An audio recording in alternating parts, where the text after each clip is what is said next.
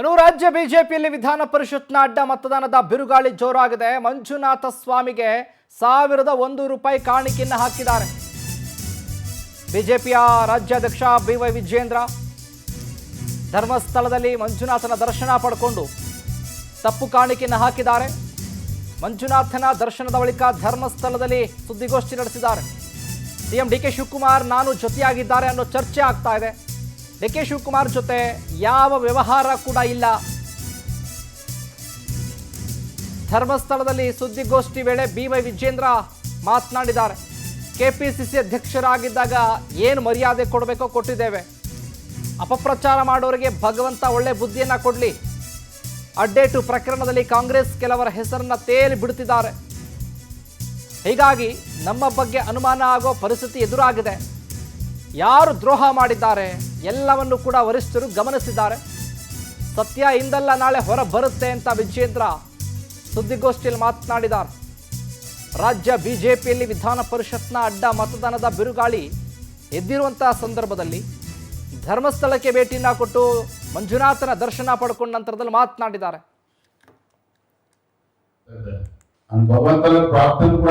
ರಾಜ್ಯದ ಅಧ್ಯಕ್ಷನಾಗಿ ಇಂಥ ಕೀಳು ಮಟ್ಟದ ಕೆಲಸವನ್ನು ಮಾಡ್ತಕ್ಕಂಥ ಪ್ರಶ್ನೆ ಉದ್ಭವ ಆಗೋದಿಲ್ಲ. ವಿಜೇಂದ್ರ ಮತ್ತೆ ಡಿ ಕೆ ಶಿವಕುಮಾರ್ ಮತ್ತೆ ಯಾವುದೇ ರೀತಿಯ ವ್ಯವಹಾರಿಕ ಸಂಬಂಧವೂ ಕೂಡ ಇಲ್ಲ.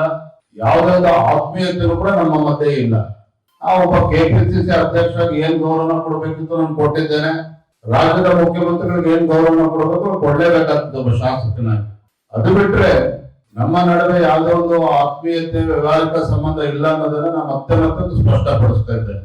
ನಾನು ಭಗವಂತನ ಪ್ರಾರ್ಥನೆ ಕೂಡ ಸಲ್ಲಿಸಿದ್ದೇನೆ. ಯಾರು ಈ ರೀತಿ ಅಪಪ್ರಚಾರನ ಮಾಡ್ತಾ ಇದ್ದಾರೆ ಆ ಭಗವಂತ ಒಳ್ಳೇದ್ ಮಾಡ್ಲಿ ಅನ್ನೋ ಪ್ರಾರ್ಥನೆ ಕೂಡ ನಾನು ಸಲ್ಲಿಸಿದ್ದೇನೆ. ರಾಜ್ಯದ ಅಧ್ಯಕ್ಷನಾಗಿ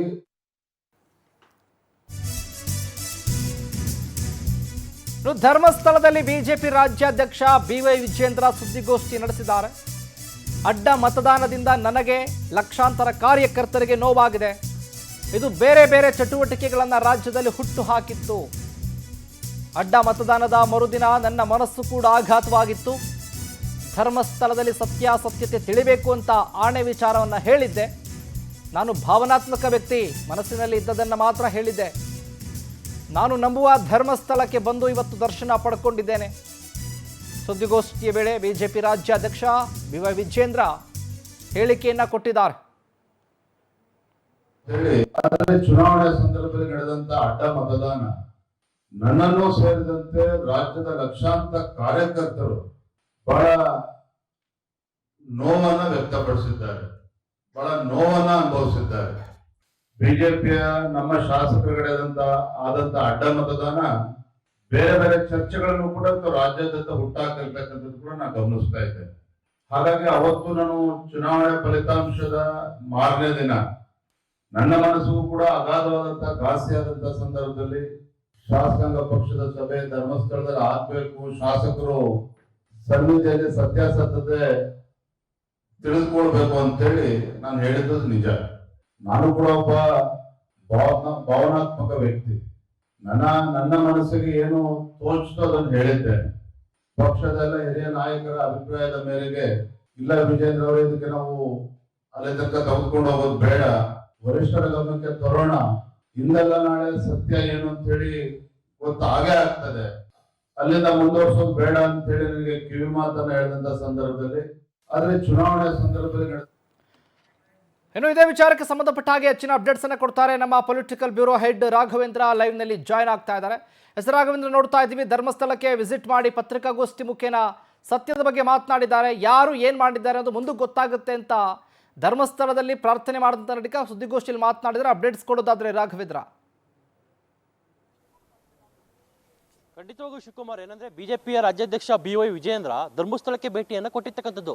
ಈ ಧರ್ಮಸ್ಥಳದ ಭೇಟಿಯ ಹಿಂದೆ ಸಾಕಷ್ಟು ಚರ್ಚೆಗಳು, ಸಾಕಷ್ಟು ವಿಚಾರಗಳು ರಾಜ್ಯ ರಾಜಕೀಯದಲ್ಲಿ ಚರ್ಚೆ ಆಗ್ತಾ ಇದೆ. ಯಾಕಂದ್ರೆ ವಿಜೇಂದ್ರ ಅವರು ಪರಿಷತ್ ಚುನಾವಣೆ ಆದ ಬಳಿಕ ಆದಂತಹ ಒಂದು ಬೆಳವಣಿಗೆ ಏನಿದೆ ಬಿಜೆಪಿಯಲ್ಲಿ, ಅವರ ಒಂದು ನಾಯಕತ್ವವನ್ನೇ ಪ್ರಶ್ನಿಸುವಂತಹ ಮಟ್ಟಕ್ಕೆ ಇದೀಗ ಬಂದಿರ್ತಕ್ಕಂಥದ್ದು. ಒಬ್ರು ರಾಜ್ಯಾಧ್ಯಕ್ಷರಾಗಿ ಈ ರೀತಿ ಅಡ್ಡ ಮತದಾನವನ್ನು ತಡೆಯೋದಕ್ಕೆ ಆಗಲಿಲ್ಲ ಅಂದಮೇಲೆ ರಾಜ್ಯಾಧ್ಯಕ್ಷರು ಯಾಕೆ ಆಗಬೇಕಾಯಿತು ಅನ್ನೋದ್ರ ಬಗ್ಗೆಯೂ ಸಹ ಸ್ವತಃ ಬಿಜೆಪಿಯ ಕೆಲವೊಂದಿಷ್ಟು ನಾಯಕರು ವಿಜಯೇಂದ್ರ ಅವರನ್ನ ಟೀಕೆ ಮಾಡ್ತಾ ಇದ್ದಾರೆ. ಜೊತೆಗೆ ಈ ಅಡ್ಡ ಮತದಾನದ ಹಿಂದೆ ಅಪ್ಪ ಮಕ್ಕಳಿದ್ದಾರೆ, ಜೊತೆಗೆ ವಿಜಯೇಂದ್ರ ಅವರ ಕೈವಾಡ ಸಹ ಇದೆ ಅನ್ನೋ ಒಂದು ಮಾತುಗಳನ್ನು ಸಹ ಆರೋಪವನ್ನು ಸಹ ಮಾಡಿದ್ರು. ಈ ಎಲ್ಲ ಬೆಳವಣಿಗೆಗಳಿಂದ ಸಾಕಷ್ಟು ನೊಂದಿದ್ರು ವಿಜಯೇಂದ್ರ ಅವರು. ಹೀಗಾಗಿ ಕೂಡಲೇ ಅವರು ನೆಕ್ಸ್ಟ್ ಅಡ್ಡ ಮತದಾನ ಏನಾಯ್ತು, ಅಡ್ಡ ಮತದಾನ ಆದ 2 ದಿನದ ಬಳಿಕ ಒಂದು ಸ್ಟೇಟ್ಮೆಂಟ್ ಅನ್ನ ಮಾಡ್ತಾರೆ. ಎಲ್ಲ ಶಾಸಕರನ್ನ ಕರ್ಕೊಂಡು ನಾವು ಧರ್ಮಸ್ಥಳಕ್ಕೆ ಹೋಗ್ತೀವಿ, ಧರ್ಮಸ್ಥಳದಲ್ಲಿ ಶಾಸಕಾಂಗ ಸಭೆಯನ್ನ ಮಾಡ್ತೀವಿ. ಆ ಶಾಸಕಾಂಗ ಸಭೆಯ ನಂತರ ಸ್ವಾಮಿ ಮಂಜುನಾಥ ಸ್ವಾಮಿ ಮತ್ತೆ ಅಣ್ಣಪ್ಪನ ಮೇಲೆ ಆಣೆ ಪ್ರಮಾಣ ನಡೆಯುತ್ತಿದೆ, ಯಾರು ತಪ್ಪಿಸುತ್ತಿದ್ದಾರೆ ಅವರಿಗೆ ಶಿಕ್ಷೆ ಆಗಲಿ ಅನ್ನೋ ಒಂದು ಮಾತನ್ನು ಸಹ ಒಂದು ಸ್ಟೇಟ್ಮೆಂಟ್ ಮುಖಾಂತರ ಮಾಡ್ತಾರೆ. ಇದಕ್ಕೆ ಕೆಲವೊಂದಿಷ್ಟು ಬಿಜೆಪಿಯ ಹಿರಿಯ ಶಾಸಕರು ಜೊತೆಗೆ ಹೈಕಮಾಂಡ್ ನಾಯಕರು ಯಾವುದೇ ಕಾರಣಕ್ಕೂ ಸಹ ಗ್ರೀನ್ ಸಿಗ್ನಲ್ ಅನ್ನು ಕೊಡೋದಿಲ್ಲ. ಕೆಲವು ಬಿಜೆಪಿ ನಾಯಕರು ಇದಕ್ಕೆ ಆಪೋಸ್ ಅನ್ನ ಮಾಡ್ತಾರೆ. ಹೀಗಾಗಿ ಕೂಡಲೇ ದೆಹಲಿಗೆ ತೆರಳಿ ದೆಹಲಿಯಲ್ಲಿ ಸಂಪೂರ್ಣವಾಗಿರ್ತಕ್ಕಂಥ ವರದಿಯನ್ನ ನಿತಿನ್ ನಬೀನ್ ಅವರಿಗೆ ಒಪ್ಪಿಸ್ತಾರೆ. ಅದಾದ ಬಳಿಕ ನೇರವಾಗಿ ದೆಹಲಿಯಿಂದ ಈಗ ಧರ್ಮಸ್ಥಳಕ್ಕೆ ವಿಜಯೇಂದ್ರ ಅವರು ಇವತ್ತು ಬಂದಿರತಕ್ಕಂಥದ್ದು. ಯಾಕಂದ್ರೆ ನಾನು ಮಾಡಿರ್ತಕ್ಕಂಥದ್ದು ಏನೇ ತಪ್ಪಿದ್ದರೂ ಸಹ ಆ ಸ್ವಾಮಿ ಮಂಜುನಾಥ ನೋಡ್ಕೊಂಡ್ಕೊಳ್ಳಿ, ನಾನು ಯಾವುದೇ ಕಾರಣಕ್ಕೂ ಒಬ್ಬ ರಾಜ್ಯಾಧ್ಯಕ್ಷರಾಗಿ ಏನು ಕೆಲಸ ಮಾಡಬೇಕು ಆ ಕೆಲಸವನ್ನ ಮಾಡಿದ್ದೇನೆ. ಕೆಲವರು ವಿನಾಕಾರಣ ನನ್ನ ಮೇಲೆ ಆರೋಪವನ್ನ ಮಾಡ್ತಾ ಇದ್ದಾರೆ, ನಾನೇ ತಪ್ಪು ಮಾಡಿಸಿದ್ದೇನೆ, ನಾನೇ ಅಡ್ಡ ಮತದಾನ ಮಾಡಿಸಿದ್ದೇನೆ ಅನ್ನೋ ಆರೋಪವನ್ನ ಮಾಡ್ತಾ ಇದ್ದಾರೆ.